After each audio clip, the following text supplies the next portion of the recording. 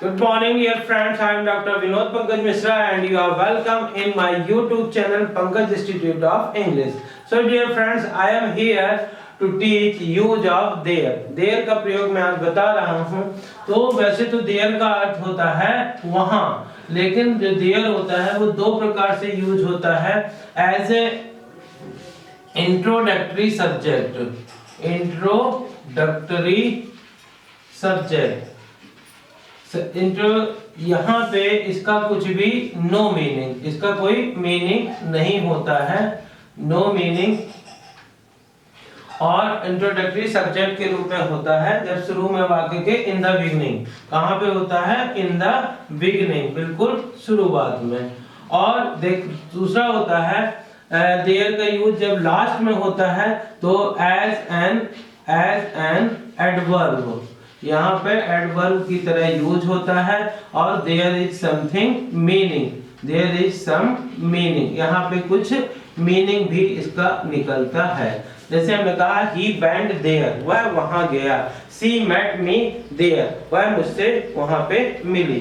तो यदि हम एडवर्ब के रूप में यूज करते हैं तो लास्ट में होता है देयर इज समथिंग मीनिंग. जैसे एग्जांपल इसका क्या हो जाएगा? He met me there, he met me there. I went there, I went there, मैं वहां पे गया. तो यहाँ पे अर्थ मिलता है वहां पे. लेकिन जब हम इंट्रोडक्टरी के सब्जेक्ट के रूप में यूज करते हैं तो देयर का कोई अर्थ नहीं होता, no meaning in the beginning. और इसको कह सकते हैं कि जब कोई चीज कहीं पे पाई जाती है तो उसे बताने के लिए हम देयर का यूज करते हैं. तो सिंपली सा इसका स्ट्रक्चर होता है. मान लीजिए हम यहाँ पे देयर लिखते हैं और यहाँ पे हम इज लिख सकते हैं, आर लिख सकते हैं, वॉज लिख सकते हैं, वर लिख सकते हैं. और यहाँ से बहुत सारी सेंटेंस बना सकते हैं. जैसे कैन बी लिख सकते हैं, can be, may be, might be, could be, है ना. और यहाँ पे हम should be भी कर सकते हैं, should be, must be, ought to be. तो बहुत सारे स्ट्रक्चर से ought to be इनका कई प्रकार से यूज कर सकते हैं. कैसे सेंटेंस बना सकते हैं? जैसे मान लीजिए यहाँ पे कहना है कि वहां पर क्या, मान लीजिए कहते हैं कि गांव में एक स्कूल है, गांव में एक स्कूल है. ये सेंटेंस है मान लीजिए. तो यदि एक चीज है तो हम इसका यूज कर सकते हैं देयर इज. बहुत सारी चीजें हैं तो आर का यूज कर सकते हैं का. एक चीज था तो was का. बहुत सारी चीजें थी तो were का. और होगा के लिए would be का यूज कर सकते हैं.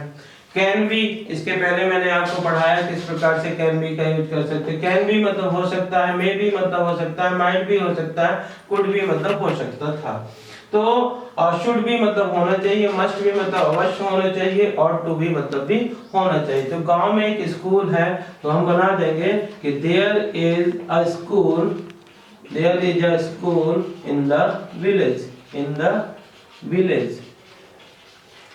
अब इसी को कहते हैं कि मान लीजिए कि गांव में एक स्कूल था तो there was a school in the village.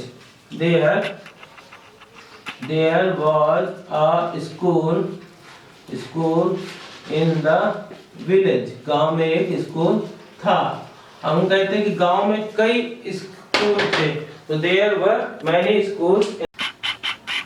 So there are some sentences. जैसे गांव में, मेरे गांव में एक नदी थी लिखा है तो यहाँ पे हम was का यूज करेंगे.